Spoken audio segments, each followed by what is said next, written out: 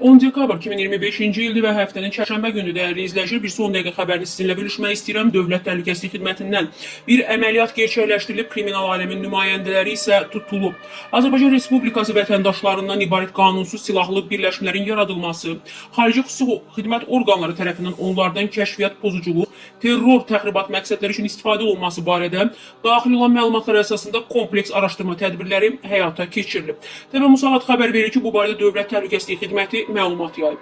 Məlumatda bildirilir, müvafiq tədbirlərlə Azərbaycan Respublikasının hüdudlarından kənarda qanunsuz silahlı birləşmələrin fəaliyyətinin təşkili, həmin birləşmələrin tərkibində xarici dövlətin rəsmi şəxslərinin güdülməsi və digər cinayət əməllərinin törədilməsinə cəlb edilib, özlərini kriminal aləmin nümayəndələri hesab edən Azərbaycan Respublikasının vətəndaşları müəyyənləşdirilərək ifşa olunublar və qeyd olunan cinayət əməllərinin törədilməsində şübhəli bilinən 1995-ci il təvəllüdlü Məmmədov Amid Saməddinoğlunun xarici ölkə ərazisində gizləndiyi yer müəyyən edildikdən sonra o keçirilmiş əməliyyat axtarış tədbirləri nəticəsində saxlanılıb.